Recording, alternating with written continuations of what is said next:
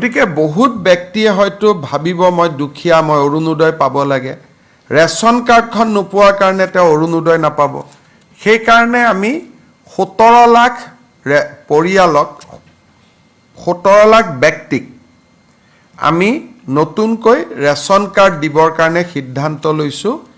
এই আঁচনিখনো আমি 19 তাৰিখে আৰম্ভ কৰিম। অৰ্থাৎ নতুন লোকক আমি ৰেচন কাৰ্ড দিম। কাৰণ এইবাৰ অৰুণোদয় পাবৰ কাৰণে ৰেচন কাৰ্ড অতিকে জৰুৰী। ৰেচন কাৰ্ড নহ'লে অৰুণোদয় নাপাব। গতিকে বহুত ব্যক্তিয়ে হয়তো ভাবিব মই দুখীয়া, মই অৰুণোদয় পাব লাগে, ৰেচন কাৰ্ডখন নোপোৱাৰ কাৰণে তেওঁ অৰুণোদয় নাপাব। সেইকাৰণে আমি 17 লাখ পৰিয়ালক, 17 লাখ ব্যক্তিক আমি নতুনকৈ ৰেচন কাৰ্ড দিবৰ কাৰণে সিদ্ধান্ত লৈছোঁ। এই আঁচনিখনো আমি 19 তাৰিখে আৰম্ভ কৰিম। অৰ্থাৎ জীৱিকা সখী বাইদেউসকল আছে, কিছু জীৱিকা সখী 5242 গৰাকী বাইদেৱে স্কুটি পোৱা নাছিল, তেওঁলোকক আমি একোখনকৈ স্কুটি দিবৰ বাবে সিদ্ধান্ত গ্ৰহণ। যি মিটিং হ'ব অৰুণোদয় আৰু ৰেচন কাৰ্ডৰ কাৰণে যুটীয়া মিটিং হ'ব। আপোনালোকে এই মাহৰ 19 তাৰিখে আমি চৰকাৰৰ দুটা ফ্লেগশ্বিপ স্কিম আৰম্ভ কৰিম। অসমৰ 126টা সমষ্টিতে একোটা অনুষ্ঠান হ'ব আৰু গুৱাহাটীত ৰাজ্য চৰকাৰে সাংবাদিক মেলৰ জৰিয়তে এই আঁচনি দুখন মুকলি কৰিব। প্ৰথম হ'ল 12,60,000 অৰুণোদয়ত নতুন হিতাধিকাৰী। অৰ্থাৎ প্ৰতিটো সমষ্টিটোৰ আয়তন হিচাপত ক'ৰবাত 500 বেছি, ক'ৰবাত 500 কম, অলমষ্ট 10,000 কৰি আমি নতুন হিতাধিকাৰীক সংলগ্ন কৰিম। আৰু পুৰণি হিতাধিকাৰীসকলৰো তেওঁলোকে যি পাই আছে সুবিধা, তাত এটা নতুনকৈ ৰিভিউ বা সমীক্ষা হ'ব। এই গোটেই কাৰ্যসূচীটো আমি 19 ছেপ্টেম্বৰত আৰম্ভ কৰিম আৰু আমি 10 জানুৱাৰীৰ ভিতৰত প্ৰপত্ৰ লোৱা, প্ৰপত্ৰ ছিলেক্ট কৰা, ফাৰ্ষ্ট ইনষ্টলমেণ্ট আমি যাতে 10 জানুৱাৰীত দিব পাৰোঁ, সেই ধৰণে অৰুণোদয় 3.0 আমি 19 তাৰিখে সূচনা কৰিম বা আমি আৰম্ভ কৰিম। এই উপলক্ষে অসমৰ 126টা সমষ্টিতে 126খন মিটিং হ'ব, য'ত মন্ত্ৰী বিধায়কসকল উপস্থিত থাকিব আৰু গুৱাহাটীৰ পৰা মই আপোনালোকক নিমন্ত্ৰণ কৰি গোটেই আঁচনিখনৰ বিষয়ে মই বুজাই দিম। কিন্তু 126টা সমষ্টিতে ইয়াৰ একোটা অনুষ্ঠান আমাৰ মন্ত্ৰী বিধায়কসকলে কৰিব আৰু আমি এই অনুষ্ঠানত যোগ দিবলৈ বিৰোধী পক্ষৰ বিধায়ক সংসদসকলকো আমি আমন্ত্ৰণ জনাম।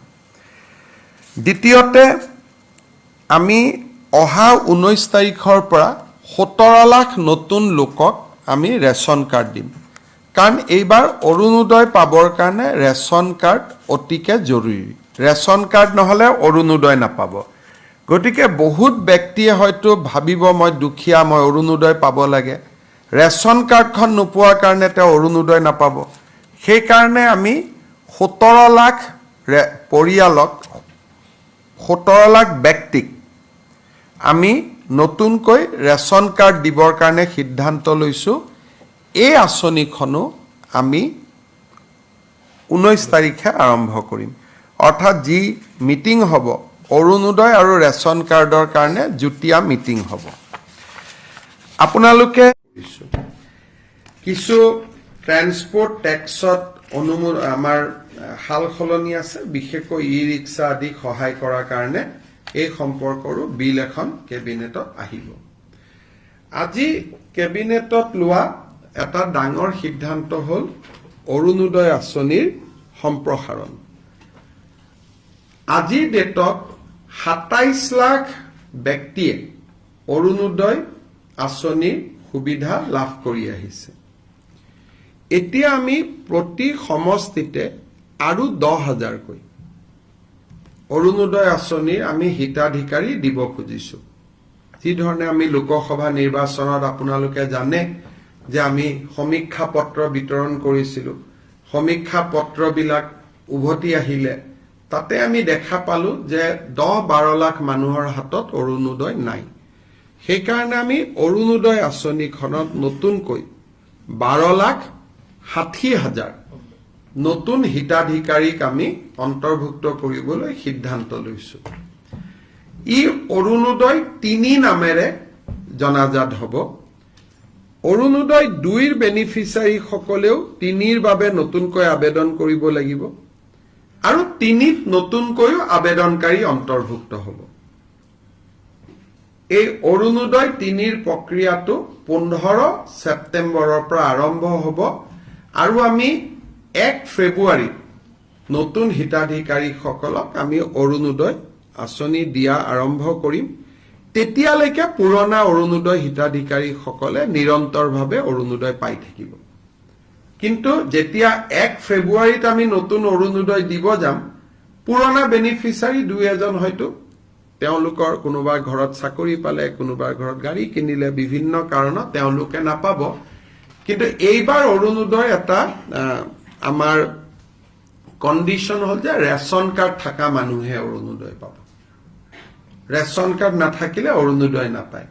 ৰেচন কাৰ্ড থাকিলে অৰুণোদয়টো কিয় পাব? ৰেচন কাৰ্ডবোৰ আধাৰ লিংক, গতিকে অট'মেটিক অৰুণোদয়টো তেতিয়া আধাৰ লিংক হৈ যাব। নহলে মই যোৱাবাৰ আপোনালোকক কৈছো যে বহুত সময়ত কিছু অৰুণোদয় বেনিফিচিয়াৰীত কিছুমান মানুহৰ নাম সোমাইছে যাক বিচাৰি পাব দিগদাৰী হয় পিছত। কেবিনেটত বহুত দিনৰ পৰা আপোনালোকে জানে, মই আচৰিত হৈ আছিলো, মাজে মাজে চিন্তিত হৈ আছিলো